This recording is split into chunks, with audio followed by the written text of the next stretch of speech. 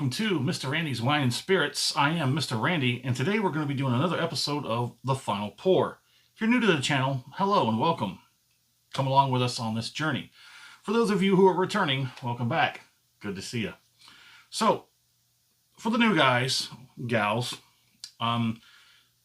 this is a three-part series in which I review the whiskey. The first part is called Off the Rip. I get it home, I crack it open, I have the first pour, and I share my first impressions with you. The second part is when we get about halfway to the bottle, I give it time to open up. Let's see if there's any character changes and see if it gets better or worse. Now, here we are at part 3, which is the final pour. And we get all the way down to the bottom, to the last pour or two. Depends. I don't know exactly how I portion it out, but it is what it is. Sometimes it's a little more, sometimes a little less, but it is what it is. So, what we do is we take the final pour and we compare it to the first pour and then see how that kind of goes in from the middle. Well, let's go ahead and get on with it. This is the Old Granddad. Sorry, I didn't. This is the Old Granddad Bottled and Bond Kentucky Straight Focus 100 proof, which is the. It says bonded, so I'm assuming every time they say bonded, do they have to legally and technically say bottled in bond? Or can bonded just be enough?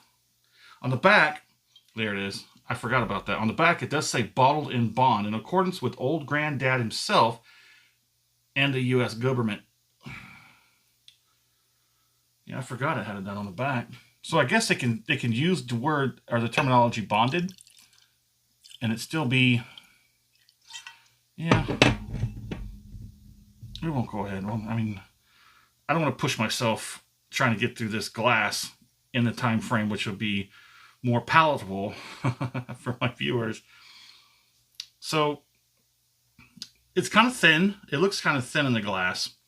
I don't see a lot of leg action going on. There's a little bit going right there. Once it starts going, you can see it starts going. It's not bad, I guess. I guess I have to retract that. On the nose, you're definitely getting that high rye mash, Bill. You can definitely get that. It's a little punchy on that. Ethanol really carries that rye. Okay, let's go ahead and see if we can't get into it. There's it's still pretty pungent. That's kind of impressive actually. It reaches way up in the sinuses. Don't go sniffing too deep because you'll hurt yourself. It's still pretty pungent on the nose. It's still pretty high punching. It's kind of hard to like pick something apart without getting torn apart up in there. Very, very, very light, mellow pencil eraser, which means it might be decent on the palate. Let's go for it. Oh, there's that puckering drying effect. Hold on a second. Ooh. That is one thing that Mr. Randy does not like. I don't like that drying effect so much where it just like that astringent sort of just kind of locks everything up and you just get kind of like, trying to loosen that up. Let's just see if maybe sometimes that's just, some people say that's like, if you have your first drink and that's what that is. So let's go ahead and give it a moment and try and salivate and work that through and get a second one here.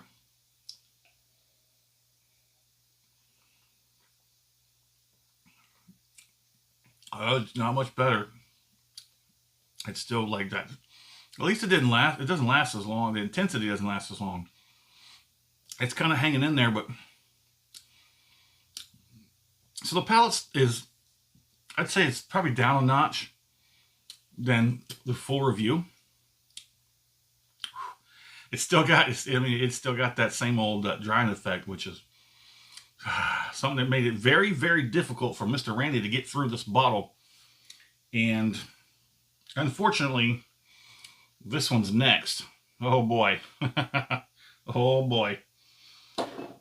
I'm hoping that this Old Granddad, this bottled and bonded one, is going to like get me acclimated and get me, ready. A little bit of a workout before I get to that 114. I kind of feel like I'm already starting to sweat thinking about that 114.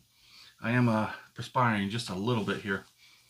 Just go ahead and, here we go with that finish. Mm.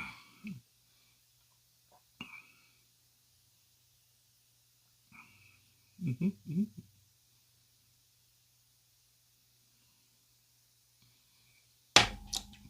It took a little bit for those legs to get going, but once they get going, okay, so the tip of the tongue is lit up. A little bit on the roof of the mouth, but not a whole lot. It's starting to turn down on the tongue, migrate towards the back. It's not let go on the tip yet. It's sort of like going across the back of the top of the tongue. And now it's sitting on the back of the throat. The drying effect, like I said, it comes on pretty intensely. But I do imagine if you had a few pours and a few drinks of this over the course of an hour, that would probably definitely go away.